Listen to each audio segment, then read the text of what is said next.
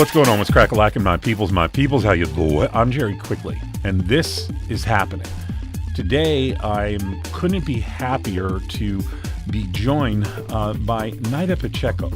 She is with the 805 UndocuFund. She is their coordinator, and she's joining us today to discuss the 805 UndocuFund. It's really a wonderful local cause, and I'm so happy that we can chat about them. The 805 UndocuFund is a collective effort among Ventura and Santa Barbara County-based grassroots organizations to assist local undocumented immigrant individuals and families who have been economically impacted by the Thomas Fire and resulting mudslides and the Hill and Woolsey fires, but are excluded from many relief programs such as FEMA assistance and disaster unemployment assistance. And I'm so happy that Naida Pacheco from the 805 UndocuFund can join us today.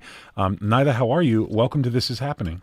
Thank you. I'm doing well and really grateful to be able to share information about the work that we're doing because it's very needed in our community right now. Naida, it strikes me as an observer of disasters in our country that whenever it's a hurricane or fire or earthquake, when some natural event comes through and lays waste to a community, everyone in that community suffers, right? If you happen to be a wealthy homeowner, you are absolutely suffering as well because you've lost all the photos of your grandchildren. You've lost, all the mementos and the things that are important to you in your life in addition to your home and everything else. But the further you go down that economic ladder from wealthy homeowner who is well covered in insurance, and the further you go down that ladder, the less availability there is of emergency services or any means of helping folks further down the ladder. And while there are some forms of disaster unemployment assistance available and FEMA assistance available to some homeowners, some renters, and some workers, the population that you're serving, undocumented workers, are in fact, none of these things are available for undocumented workers. Can you talk a little bit about the plight of the folks you're serving and what you're accomplishing? Right. Yeah. And that's a good point, right? Is understanding that, of course, by all means, when disasters happen, the entire community is impacted. Even if you're not on ground zero, there's ways in which just the ripple effects of these disasters really do impact a community at large. And so whether that's you were directly evacuated, your home was destroyed or affected, or, as we saw in Santa Barbara and Ventura County, right, just having to be on alert about the quality of the air, right, and that determining whether you can go outside or you have to stay indoors for an undetermined amount of time. And so, but just as you shared, what happens during these natural disasters is that it also uncovers the ways in which marginalized communities are really just at the whims of their own economic despair, right? And it really uncovers the ways in which communities are economically stratified. And so that's definitely the case. And what we saw after the Thomas Fire in December and the resulting mudslides in Montecito was that, yes, we saw a lot of homes being burnt down, homes affected by the mudslides in Montecito, and that was definitely a terrible loss. But what we often don't talk about and don't get to hear is how the workers in these communities, particularly the undocumented workers, are affected as a result of these issues. And so in Ventura County, as we saw the fires burn down through a lot of ranches, a lot of fields, we saw undocumented farm workers lose their jobs. And so for a community that is already exploited by this type of labor, it's not easy to lose a week to 4 weeks to a few months of work. One, because the air is too polluted to work in, even though we saw a lot of farm workers working under those conditions until community put pressure on the growers to send them home. But again, the result is that they don't get paid time off, right? They don't get compensation for crisis like this. So that means that they're losing out on a paycheck, or multiple paychecks in the case of this fire. And then in Santa Barbara County, we saw a lot of domestic workers, service workers that worked in the Montecito area who lost their jobs completely. And so we're left without income. And again, these are in counties, particularly Santa Barbara County, but also Ventura, that are already very difficult for low-income families to live and make a living. And so savings go by really quick. And it was something where we realized that our community didn't have anything to fall back on. And as we saw relief agencies come out to our community and offer resources and relief aid, we also saw the very strict requirements in order to apply and receive funding and assistance. And so, FEMA, one is, I think in this political climate right now, there's just a lot of fear for undocumented communities to apply for anything related to federal government. So that alone is a huge barrier. But then you also see other requirements by other relief agencies, such as being able to provide a pay stub, when a lot of our community members who are undocumented get paid cash, right? Don't report their income. Or sometimes there was like rental assistance, but you need to prove that you're on the lease. And so that's a lot of our community. It doesn't sign formal leases. Maybe we rent out rooms. And so we don't have those formal agreements. And that's really the big issue for undocumented folks, right? Is lacking documentation in so many sense of the word, including obviously legal status. I want to remind our listeners that my guest is Neda Pacheco. She is a coordinator with the 805 UndocuFund. Neda, I understand that there were essentially all of the day workers who worked in the area of even as far south as Malibu, all the way up to Ventura and Santa Barbara, that many day workers were affected. Folks that might typically look for work at either a day worker coordinating center or at a Lowe's or a Home Depot or something, and in addition to them not being able they simply have been pushed out of the job market by the fires. Can you talk a little bit about the communities that you're serving and some of the stories they've shared with you about their challenges in the wake of these fires, particularly at Christmas time? Right. Yeah.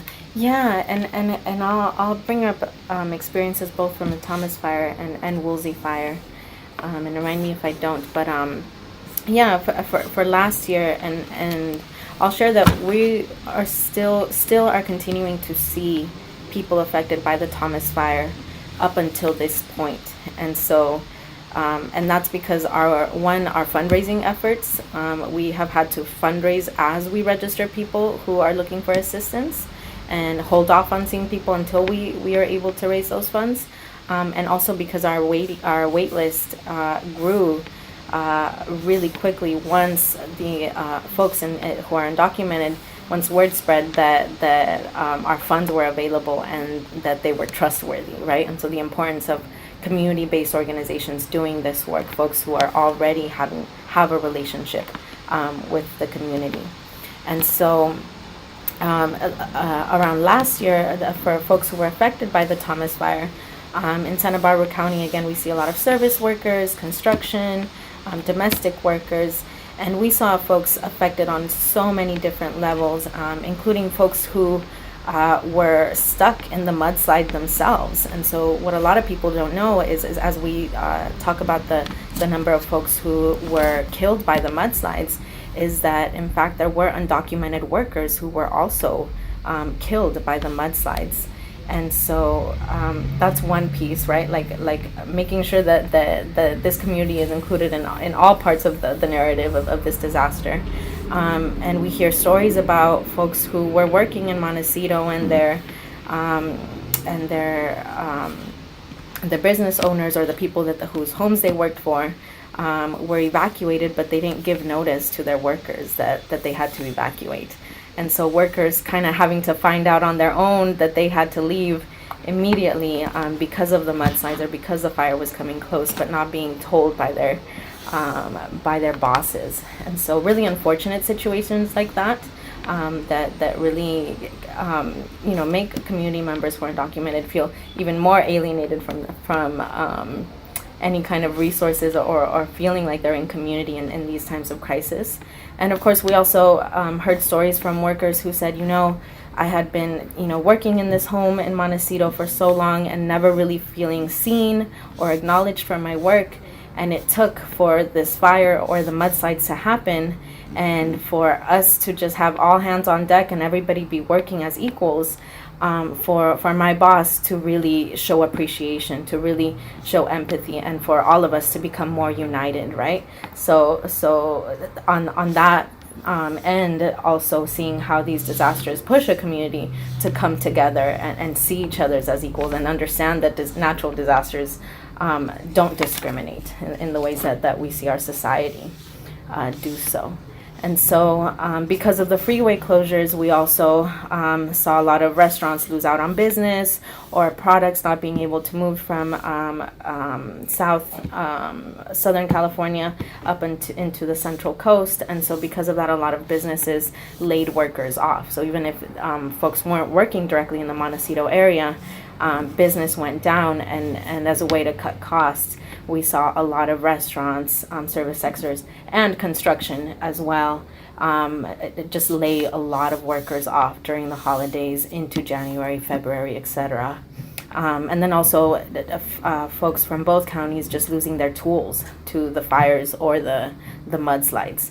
And so for folks, for a large part of our community that tries to make ends meet by having just their own business in construction and painting, etc., to lose your tools is to lose your job, right? Is to lose your means of being able to work and gain income.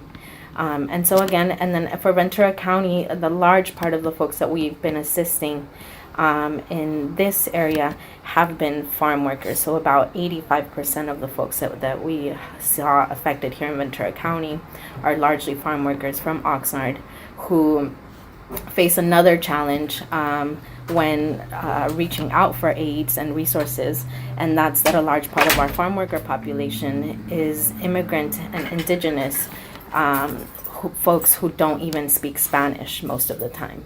And so they're coming from the southern part of Mexico, and a lot of these folks speak Mixteco, Zapoteco, Nahuatl, and again, accessing information in their language is close to impossible.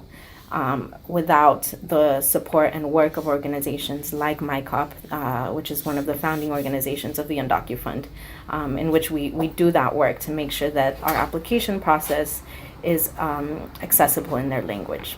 I want to remind our listeners that my guest is Neida Pacheco. She's an 805 UndocuFund coordinator, and she's joining us today to discuss 805 UndocuFund, which is a collective effort among Ventura and Santa Barbara County-based grassroots organizations, and they exist to assist local undocumented immigrant individuals and families who have been economically impacted by the Thomas Fire and resulting mudslides, as well as the Hill and Woolsey fires, but who are excluded from many relief programs such as FEMA assistance and disaster unemployment assistance as a result of their undocumented status. Neida, what are some of the most challenging what are some of the most immediate needs that these displaced workers have, and how are you directing your resources to help these people? Well, both with Thomas Fire and Woolsey Fire, immediate needs for our community as soon as alerts of fires breaking out have been just getting one, accurate translated information that's issued from the county, translated into Spanish and or Mixteco, so that our families can stay up to date as to how they can best prepare or protect themselves when these fires are happening. And then because there are so many folks who are working outside in service sector, construction, or as farm workers, doing mask distribution has been really important part of our work, both in Thomas Fire and this time around with the Woolsey Fire. And so with our three organizations, Future Leaders of America, CAUSE, and MyCOP, we have member bases who we're able to put a call out immediately and say we need folks to come out to our offices and pick up masks and take them directly to the places where our community is working and making sure that they have masks to protect themselves. And so we saw a lot of farms and growers hand out masks this time around for the Woolsey Fire, so that it wasn't sometimes we got to the farms and folks were already masked up. In comparison to the Thomas Fire, when we literally just saw folks all around just working without masks outdoors, without any real worry for their concern on behalf of the growers. And so we saw a little bit more of that improvement, and I think that was a little bit of the media and the community pressure to not have folks working under those conditions. But it's also the reminder to these growers that, and as a community, that we have that education about how to protect ourselves, that when these fires are happening and there's these air pollution warnings, that we need to change these masks every day, that we can't have the same mask for a week and expect it to protect us. And so doing that education piece is really important, and supporting county and making sure that folks have access in their language. And then in a more short-term effort, that's really where the 805 and DocuFund comes into play, as folks are looking to rebuild and repair and move forward from their situation, and to make ends meet given the evacuation costs that they incur, given the childcare costs that they incur when schools close down. We obviously do that as a community to protect our children from being outside, but the impact that it has on working immigrant families is that we then don't have anybody to care for our children as we go to work and try to figure out how to pay a rent and make ends meet. And so a lot of folks that come to us are also trying to cover costs for having to pay for unexpected childcare, which we know is also very expensive. So in addition to the ordinary, the costs associated with living and life, to have lost your job and to be looking for work, or have a family with a mixed employment status as a result of the fires, and then the schools are necessarily closing also, it just heaps yet another expense on an already economically stressed family.